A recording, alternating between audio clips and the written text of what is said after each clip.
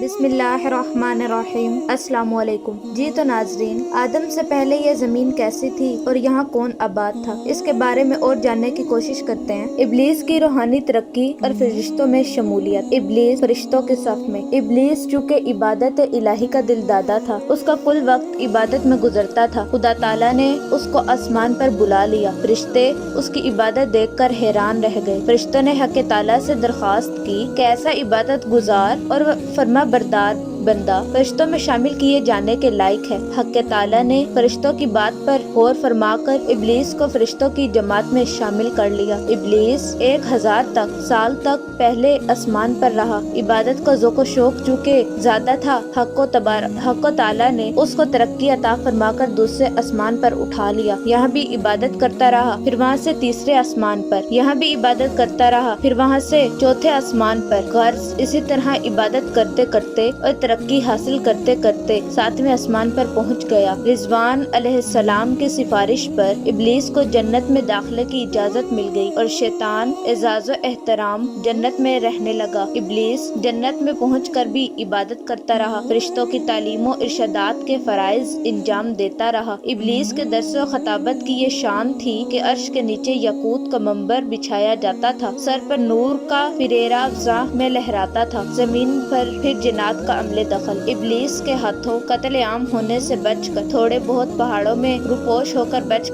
گئے تھے۔ اس واقعے کے ایک طویل عرصے کے بعد پھر زمین پر آ کر آباد ہو گئے۔ کچھ دنوں تک تو وہ راہ راست پر قائم رہے، خدا کی اطاعت کرتے رہے، مگر چونکہ ان کی فطرت میں شر کوٹ کر بھرا ہوا تھا، وہ پھر خدا سے باغی ہو گئے اور زمین پر فتنہ و فساد برپا کرنے لگے۔ جنات کی ہدایت کے لیے ابلیس کی آمد۔ فرشتے دنیا والوں کے حالات سے باخبر تھے۔ ابلیس برگاہ والہانیت میں عرض گزار ہوا کہ مجھے شریر جنات کی ہدایت کے لیے زمین پر جانے کی اجازت عطا کی جائے۔ ابلیس فرشتوں کی ایک مختصر جماعت کے ساتھ زمین پر آ گیا۔ ابلیس کے قاصدوں کا قتل۔ ابلیس نے زمین پر آ کر انہی لوگوں میں سے ایک شخص کو اپنا ایلچی بنا کر جنوں کے پاس بھیجا۔ جنات نے اسے قتل کر دیا۔ کچھ عرصے بعد دوسرا قاصد بھیجا، وہ بھی قتل کر دیا گیا۔ ابلیس کے متعدد قاصد قتل ہو گئے۔ ایک قاصد جس طرح جان بچانے میں کامیاب ہو سکا، اس نے اس شریر قوم کے پورے حالات بیان کیے۔ ابلیس نے حق تعالیٰ سے مدد کی درخواست کی۔ فرشتوں کی ایک بھاری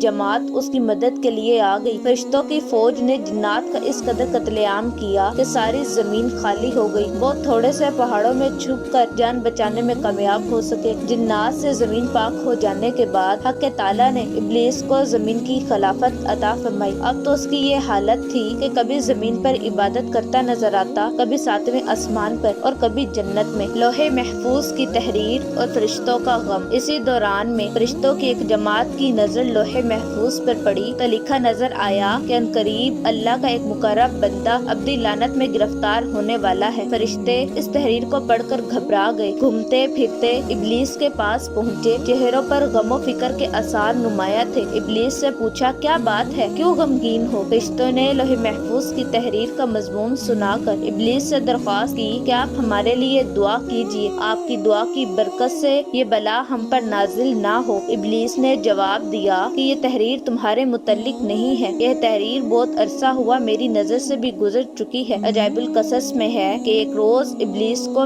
لوح محفوظ پر اعوذ باللہ من الشیطان الرجیم لکھا نظر آیا تو اس نے حیرت و استعجاب سے حق تعالیٰ سے دریافت کیا، شیطان الرجیم کون ہے؟ حکم ہوا، وہ بھی ہمارا ایک بندہ ہے جس کو میں نے ہر طرح کی نعمتوں سے نواز رکھا ہے، مگر غرور و تکبر کی وجہ سے ذلیل و خوار ہو جائے گا۔ ابلیس نے کہا، یا الہی مجھے اس بندے کی صورت دکھا دے، میں اسے قتل کر ڈالوں۔ حکم ہوا، ہاں تو بھی اسے دیکھ لے گا۔ اس کے بعد شیطان کی یہ حالت تھی کہ وہ سجدے میں خود شیطان پر لعنت بھیجا کرتا تھا۔ تکبر اسرائیل۔ جنات کے وجود سے زمین کا پاک ہو جانا کوئی معمولی کارنامہ نہ تھا جس پر فخر نہ کیا جا سکتا۔ ابلیس بھی اس کارنامے سے مغرور ہو گیا اور اپنی ہستی کو بہت بڑی ہستی تصور کرنے لگا۔ حق تعالیٰ عالم الغیب ہے، اس سے کوئی ظاہر اور مخفی بات پوشیدہ نہیں۔ ادھر ابلیس کے دماغ میں انانیت کا تصور آیا اور ادھر فرشتوں کو حکم ہوا، میں مٹی سے ایک آدمی پیدا کرنے والا ہوں، جب اس میں روح پڑ جائے تو اس کو سجدہ کرنا۔ فرشتوں کو جب ارادہ الہی کا علم ہوا تو انہوں نے جنات پر آدم کو قیاس کرتے ہوئے جواب دیا۔ فرشتوں کو چونکہ معصیت اور شر و فساد پسند نہ تھا، اس لیے انہوں نے یہ بھی کہا، ہم تیری تسبیح کے لیے کافی ہیں۔ فرشتوں کو مسلط الہی کا علم نہ تھا۔ خدا تعالیٰ نے اسی مسلط کی طرف اشارہ کرتے ہوئے فرشتوں سے کہا، جن باتوں کا مجھے علم ہے تم وہ نہیں جانتے۔ فرشتے اس بات سے بے خبر تھے کہ ابلیس کا دماغ غرور سے لبریز ہو چکا ہے اور اب وہ اسرائیل پہلا سا